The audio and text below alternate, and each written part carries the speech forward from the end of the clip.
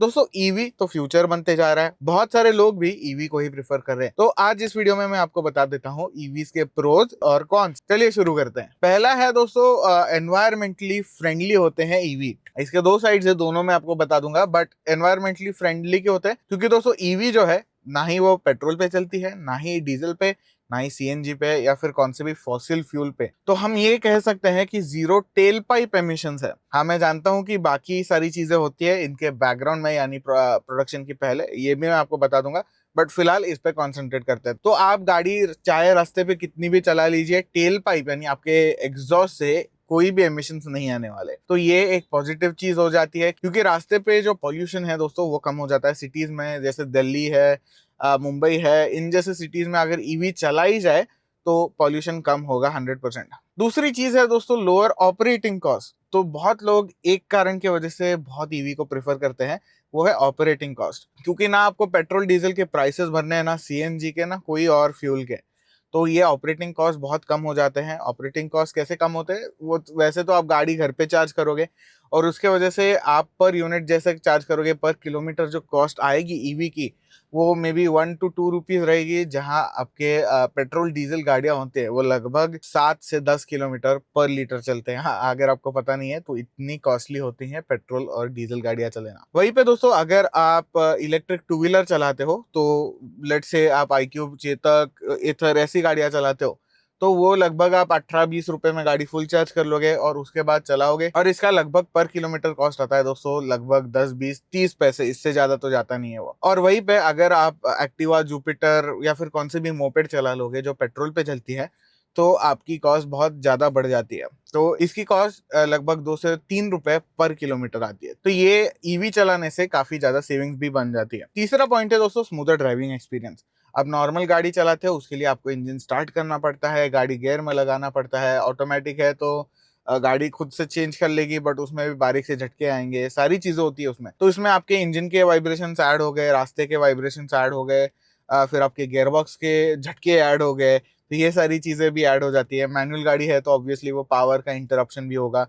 ये सारी चीजें ईवी में नहीं होती, क्योंकि ईवी में एक तो गियर आते नहीं है और उसको पेट्रोल इंजन या फिर डीजल इंजन जैसे शुरू भी नहीं करना पड़ता। तो इसके वजह से ईवी का एक्सपीरियंस जो है वो बहुत स्मूथ होता है। आप आराम से वो चला सकते हो, आपको ज्यादा प्रॉब्लम नहीं आता। इजी टू ड्राइव है, रीजनरेटिव ब्रेकिंग होता है, तो ब्रेक भी ज्यादा एकदम ऐसे हार्ड ब्रेकिंग जो करते हैं वो भी करने की जरूरत नहीं है। एक्सीलरेटर से पैर उठा लो, आपकी गाड़ी इवेंचुअली स्लो डाउन होती है और रुकती भी है काफी केसेस में। और इसके अलावा ईवी का आपको तो पता ही है कि ईवी का एक्सेलरेशन बहुत अच्छा होता है, क्योंकि उनका 0 आरपीएम से यानी स्टैंड स्टिल से ही ये गाड़ियां पूरा का पूरा टॉर्क डिलीवर कर पाती है। वहीं पे पेट्रोल डीजल गाड़ियां जो होती हैं उनको थोड़ा आरपीएम, मतलब रेस करना जो बोलते हैं बहुत लोग, वो करना पड़ता है, जिसके बाद पावर डेवलप होती है और उसके बाद आप चलोगे। तो ये सारी प्रोसेस जो है वो ईवी में निगेट हो जाती है। फिर है दोस्तों एनर्जी एफिशिएंसी। देखिए, अगर आपको पता नहीं है, पेट्रोल और डीजल गाड़ियां ज्यादा एफिशिएंट नहीं होती। हाँ, आपके एमआईडी पर वो दिखा देगा 20 का माइलेज आ गया, 30 का माइलेज आ गया, सीएनजी आपकी 30-40 किलोमीटर पर केजी चल रही है, दिखा तो दिया। बट क्या आपको पता है कि ये सिर्फ 33% एफिशिएंसी पे चलता है? क्योंकि एक तो आपकी हीट में चली गई और दूसरा एग्जॉस्ट में आपकी एफिशिएंसी चली गई। देखिए दोस्तों, आपकी गाड़ी में जो एग्जॉस्ट पाइप लगे होते हैं ये 33% एफिशिएंसी कम कर लेती है। बाय डिफॉल्ट है, वो इंजन ही वैसे चलता है, तो उसके वजह से 1/3 एफिशिएंसी वहां चली गई। दूसरी चीज दोस्तों, आपकी गाड़ी के इंजन से जो हीट निकलती है वो दूसरी 1/3 जो है वो एफिशिएंसी लेकर जाती है, यानी 2/3 एफिशिएंसी आपकी यही चली गई। तो 33% जो बचा है उस पे ही आपका इंजन चलता है। ये बाय डिफॉल्ट है, फिजिक्स ऐसे ही काम करता है। पर ओवरऑल मैक्सिमम एफिशिएंसी आपको 33-35%, उसके ऊपर एफिशिएंसी नहीं मिलती है आपको। कौन से भी पेट्रोल डीजल गाड़ी, सीएनजी गाड़ी ले लीजिए, कौन से भी इंटरनल कंबशन इंजन ले लीजिए, उसमें 33% से 35% ज्यादा से ज्यादा आपको एफिशिएंसी मिल जाती है। तो इसके वजह से अगर आप देखोगे दोस्तों, तो इन कंपैरिजन टू पेट्रोल और डीजल या फिर आइस कार जो होती है, तो उनके कंपैरिजन में अगर आप देखोगे तो ईवी काफी ज्यादा एफिशिएंट होती है। तो पावर जो है वो ट्रांसमिशन में आपकी लॉस नहीं होती। पांचवा पॉइंट है दोस्तों गवर्नमेंट की इंसेंटिव्स। देखिए दोस्तों, काफी स्टेट जो है आज तक आपको ईवी पे इंसेंटिव देती है, एक सब्सिडी देती है। ये क्यों? क्योंकि उनको मैक्सिमम ईवी जो है वो रास्ते पे चाहिए, क्योंकि पॉल्यूशन तो बहुत ज्यादा बढ़ गया है, इसके वजह से चाहिए। तो देखिए, ईवी की प्राइस तो पहले ही ज्यादा होती है, तो उसके वजह से प्राइस कम करने के लिए गवर्नमेंट भी कहती है कि भाई एक तो हम रोड टैक्स नहीं लेंगे, और थोड़े स्टेट्स में क्या होता है कि वो कहती हैं कि हम गवर्नमेंट जो है वो आपको मे बी 1 लाख 2 लाख रुपए डिस्काउंट भी दे देंगे, मतलब वो सब्सिडाइज कर लेंगे। आपके बैंक में अगर पैसे आते हैं तो वो होगा, और या फिर उसके अलावा डीलर जो है उनके अकाउंट में पैसे आ जाते हैं, तो ओवरऑल आपकी अपफ्रंट कॉस्ट जो है वो थोड़ी कम हो जाती है। फिर दोस्तों ईवी एक हाई परफॉर्मेंस दे पाती है। देखिए कंपेयर टू पेट्रोल डीजल में आपको बड़ा इंजन लगाओ, टर्बो लगाओ, सुपरचार्जर लगाओ, बहुत सारे चेंजेस करो, पर ईवी में आप एक अच्छी मोटर लगाओ, बड़ी मोटर लगाओ, सॉफ्टवेयर से ट्यूनिंग कर लो, आपकी पावर बढ़ जाती है। तो उसके वजह से ईवी जो है वो बहुत ज्यादा एफिशिएंसी और पावर दोनों दे पाती है। फॉर एग्जांपल दोस्तों ZS ईवी जो है वो लगभग 170 हॉर्स पावर दे देती है आपको ईवी में। वहीं पे आपकी MG एस्टर जो है वो सेम गाड़ी है, रीनेम्ड है, तो वो गाड़ी लगभग आपको 120 हॉर्स पावर दे देती है। तो आप समझ पा रहे हो कि 50 हॉर्स पावर का यहाँ पे डिफरेंस आ गया, तो गाड़ी चलाने में भी बहुत मजा आता है। और इंस्टेंट टॉर्क भी है, तो पावर डेवलप होने तक आपको रुकना नहीं है, तुरंत पावर मिल जाएगी, आप एकदम से ओवरटेक कर पाओगे, स्पीड पकड़ पाओगे।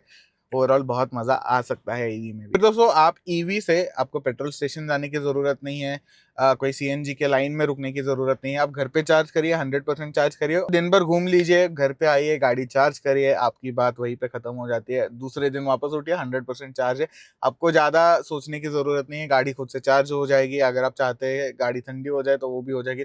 तो काफी कन्वीनियंट है ये सारी चीजें जो ईवी के साथ आती है। और दोस्तों ईवी के साथ ये सारी चीजें छोड़कर नॉइस पोल्यूशन भी कम होता है। तो इंजन में कुछ भी कर लीजिए, आवाज आने वाला है, ईवी में आवाज नहीं आएगा। आवाज बनाया जा सकता है क्योंकि ईवी ज्यादा ही साइलेंट होती है, तो जो रास्ते पे लोग चल रहे हैं उनको पता चले, इसीलिए एक स्पीकर इंस्टॉल करा जाता है, इतनी साइलेंट होती है ईवी।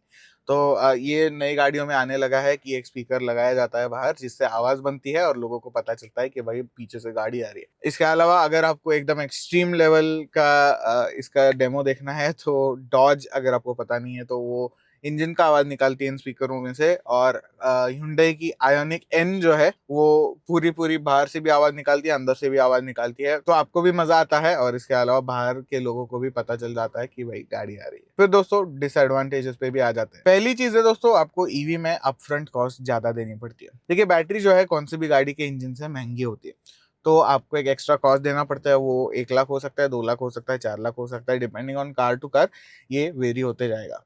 तो ओवरऑल आपको स्टार्टिंग में बहुत ज्यादा पैसा देना पड़ेगा as compared to other cars. दूसरी चीज है दोस्तों रेंज एंजाइटी। आप कितने भी सुपर चार्जर लगवा लो, इंडिया में आज भी ज्यादा इंफ्रास्ट्रक्चर है नहीं कि लोग जाए और बिना टेंशन के ईवी लेकर और कहीं पे भी चार्ज कर पाए, ऐसी सिचुएशन आज इंडिया में नहीं है।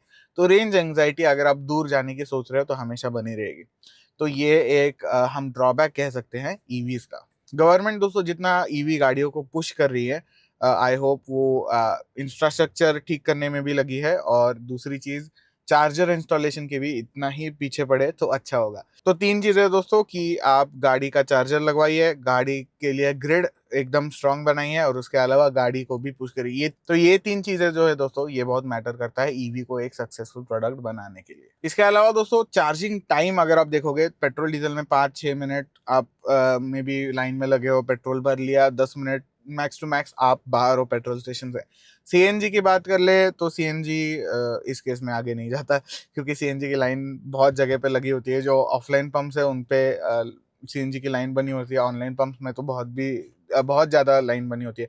तो मैं कहूंगा कि ईवी और CNG की लाइन जो है लगभग 1 घंटे में ईवी चार्ज ही हो जाती है। CNG की गाड़ी जो है उसके लिए भी आपको लाइन में 1 घंटे रुकना ही पड़ता है। तो ये एक CNG और ईवी अगर कंपेयर करोगे तो ड्रॉबैक है। पेट्रोल डीजल और ईवी करोगे कंपेयर तो ऑब्वियसली ईवी नहीं जीतती, यहाँ पे पेट्रोल डीजल ही जीतेगा। फिर दोस्तों बैटरी डिग्रेडेशन। तो ओवर टाइम दोस्तों बैटरी डिग्रेड भी होती है। आप गाड़ी का चार्जिंग कैसे करते हो, हमेशा 100% करते हो क्या, फास्ट चार्जिंग करते हो क्या, ऐसी सारी चीजें मैटर करती है। तो बैटरी जो है वो ओवरऑल उसकी लाइफ कम होती जाती है, यानी उसकी रेंज ओवर टाइम कम होती जाती है, और उसके बाद आपको बैटरी रिप्लेस करना पड़ता है, क्योंकि एक टाइम आता है जो वो बैटरी जो है वो जितनी रेंज दे रही है, प्रैक्टिकल रेंज नहीं है, तो बैटरी आपको चेंज करवानी पड़ती है। अगर बैटरी वारंटी में है, जो ज्यादातर बैटरी ऐसी चीजों में नहीं होती, तो आपको चेंज होकर मिल जाएगी। इसके अलावा अगर आपकी गाड़ी वारंटी के बाहर है तो आपके लिए प्रॉब्लम है, क्योंकि आपको आउट ऑफ पॉकेट में भी 5-6 लाख रुपए देने पड़ते हैं।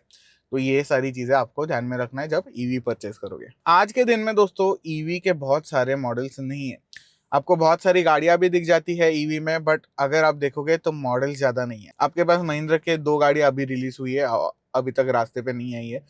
बी XEV9 और BE6, ये 2 गाड़ियां हैं महिंद्रा की।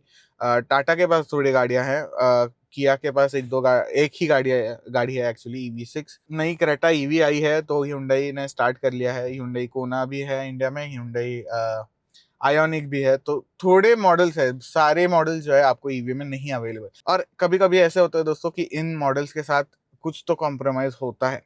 वो कुछ भी कह लो आप, एक तो प्राइस ज्यादा देना पड़ता है और कॉम्प्रोमाइज भी होता है, तो आपको सोच कर ईवी लेनी पड़ती है। और जो मैंने स्टार्टिंग में पॉइंट करा था दोस्तों कि ईवी एनवायरमेंटली फ्रेंडली होती है, देखिए ईवी के लिए लिथियम माइनिंग जरूरी है। लिथियम माइनिंग होने में बहुत ज़्यादा पोल्यूशन बनता है। उसके बाद ये लिथियम जाएगा दूसरे कंट्री में, जो कि है चाइना। चाइना से छोटी बैटरियां बनेंगी, वो बैटरियां जाएंगी कंपनीज के पास, जैसे Hyundai, महिंद्रा, टाटा, ऐसे कंपनियों के पास, टेस्ला के पास। ये छोटी जो डबल ए जैसी बैटरियां होती है वो जाएगी, फिर वो बैटरीज बनाएंगे, फिर आपके पास गाड़ी आती है। तो ये सब बैकग्राउंड में जो प्री प्रोसेस होता है उसमें बहुत ज्यादा पोल्यूशन होता है। तो अगर पर कार आप पोल्यूशन पेट्रोल वर्सेस ईवी देखोगे, तो कभी कभी ईवी ज्यादा पोल्यूट करती है व्हेन कंपेयर टू पेट्रोल और डीजल। पेट्रोल डीजल आज पोल्यूट कर रही है, उनके मैन्युफैक्चरिंग में ज्यादा पोल्यूशन नहीं होता, बट ईवी के मैन्युफैक्चरिंग में बहुत ज्यादा पोल्यूशन होता है, और उसके बाद में भी वो कम पोल्यूशन करती है। इसके अलावा आपकी ग्रिड जो है, इलेक्ट्रिक ग्रिड, इंडिया में आज के दिन में भी कोयले पे चलाई जाती है। तो कोयला जलाते हैं, फिर आपका पानी उबलता है, पानी उबाला हुआ जो स्टीम बनती है, स्टीम टरबाइन से जाती है और उससे इलेक्ट्रिसिटी पैदा होती है। तो कोयला जलाना पड़ता है, कोयला जलाने से भी बहुत ज्यादा पॉल्यूशन होता है। तो आज के दिन में अगर आप देखोगे तो ईवी ऑन पेपर आपको लगेगा कि बहुत एनवायरमेंटली फ्रेंडली है, बट ओवरऑल नहीं है। इसके अलावा अगर आप एकदम कोल्ड वेदर कंडीशंस में रहते हो, मे बी नॉर्थ में रहते हो, कहीं किसी और देश में रहते हो जहाँ पे ठंडी बहुत होती है, बर्फ गिर सकती है, ऐसे अगर रीजन में रहते हो, तो बाय डिफॉल्ट ईवी जो है, ईवी की बैटरी वो कम रेंज दे पाती है, क्योंकि ये फिजिक्स है। अगर आपको पता नहीं है तो एक बार देख लीजिए। बट वो बैटरी जो है, जो समर में मे बी 400 किलोमीटर रेंज देगी, मे बी ठंडी में वो 300 350 किलोमीटर ही दे पाएगी। तो इतना डिफरेंस आ जाता है। तो दोस्तों ये था वीडियो ईवी के प्रोज यानी एडवांटेजेस और कौन से नहीं डिसएडवांटेजेस। आपको क्या लगा मुझे कमेंट में बताइए। अगर कोई पॉइंट मैंने मिस कर दिया हो तो वो भी मुझे कमेंट में बता दीजिए। लाइक करिए, शेयर करिए, सब्सक्राइब कर लीजिए। मिलता है आपको नेक्स्ट वीडियो में।